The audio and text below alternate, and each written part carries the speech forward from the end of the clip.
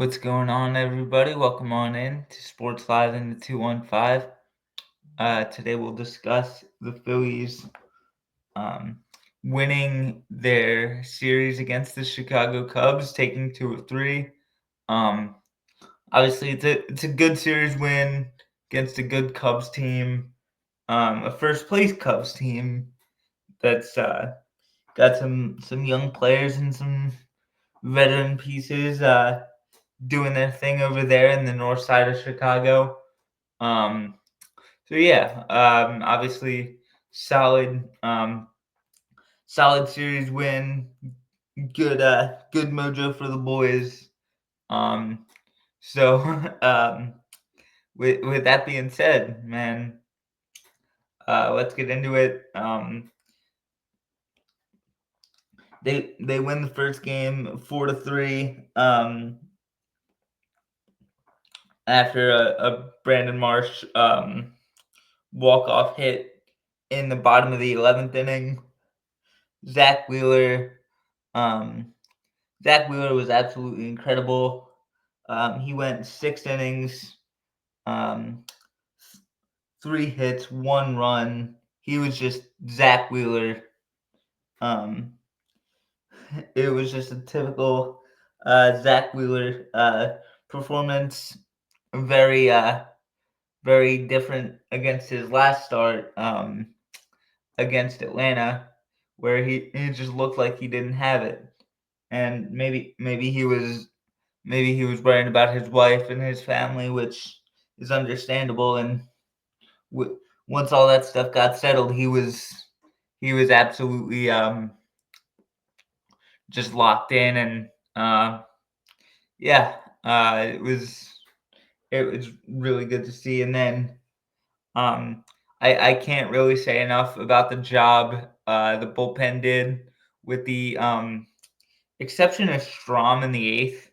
I thought this bullpen did a heck of a job. They they certainly kept us in it. Jordan Romano, especially in the 10th, just absolutely gave us a huge lift in the 10th inning. And then Carlos Hernandez, I know he gave up 1 run in the top of the 11th, but he was able to kind of keep it there, and um, that allowed the offense to kind of start to kind of or I guess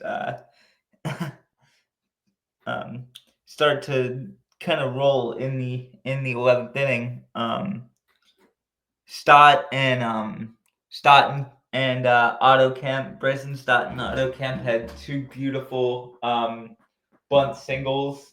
I mean, you want to talk about playing playing small ball. Those guys did it to a T. But before that, I'm forgetting who the ghost runner was in the 11th inning, but JT scored him in the bottom of the 11th to tie the game at 3, and then Stott and Kemp came up and laid down those two bunt singles, and then Brandon Marsh gets what looked like a walk-off double because the Cubs brought in I believe Pete Crow Armstrong as the extra infielder, just to keep the ball in the infield dirt. And Marsh just hit a ball that was perfectly placed and scored the winning run. Yeah, and then we went for the series. The series win the next day, and let's let's just say it did not go well. And an 8-4 loss. Let's actually dive into how this happened, shall we? Because it was just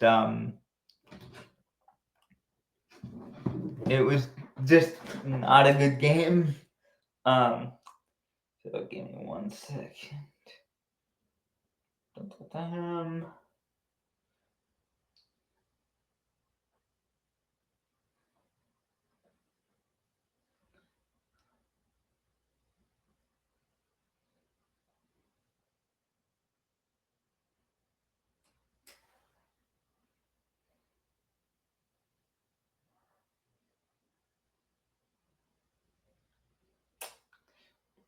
Um, well, this game was actually close for a majority of it, and then the Cubs got uh, Cubs got 3 runs in the 8th inning, to kind of create some distance between themselves and the Phillies. Let me just pull up the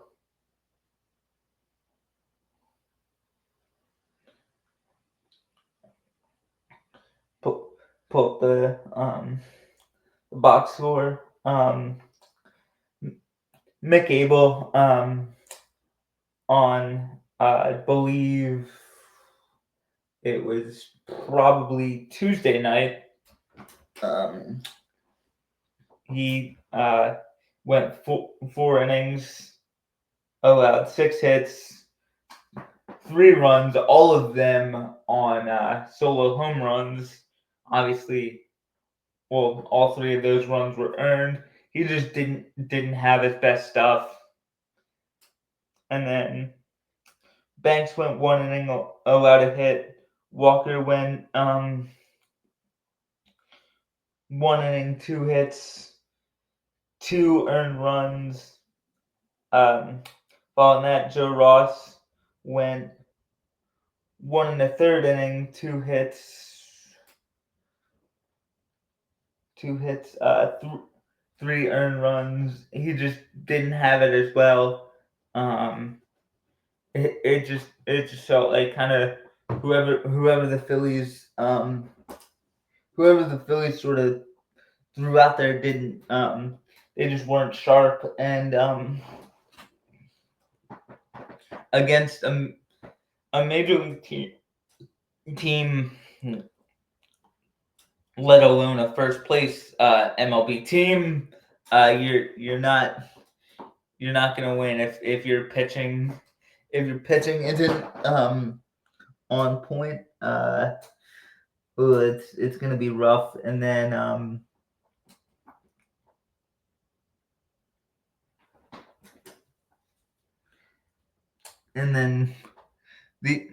it's funny, the only guy who really pitched well was Carlos Hernandez, who went 1 inning, gave up 2 hits and no runs. But at that point, it sort of felt like the game was kind of the game pretty much felt lost from the Phillies' perspective, and unfortunately, it was. So whatever, you go, you go to the next day. Day game after night game is usually pretty brutal on all players. So they're kind of luckily all in this. Both teams are kind of in the same boat for sure. Um, with that being said, let's check out how the final game of this Phillies Cubs series went.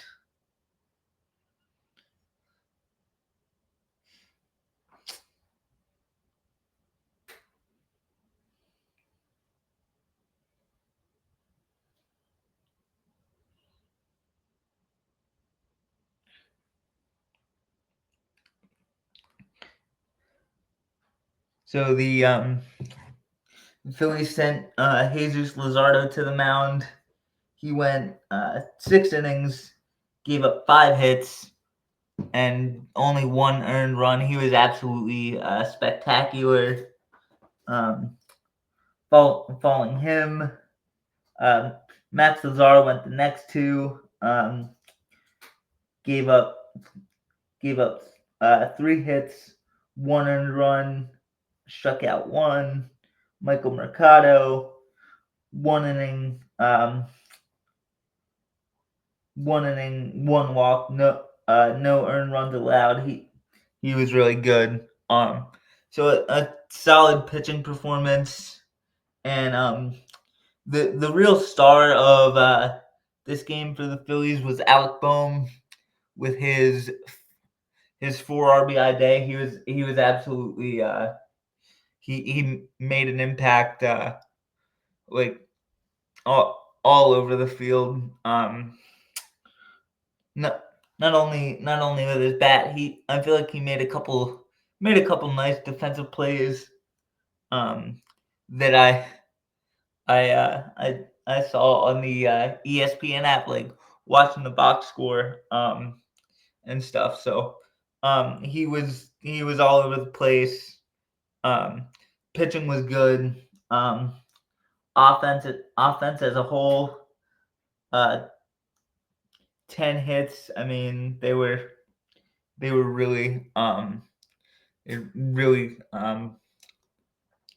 continued to like pound the baseball, and they got to Ben Brown quite a bit, which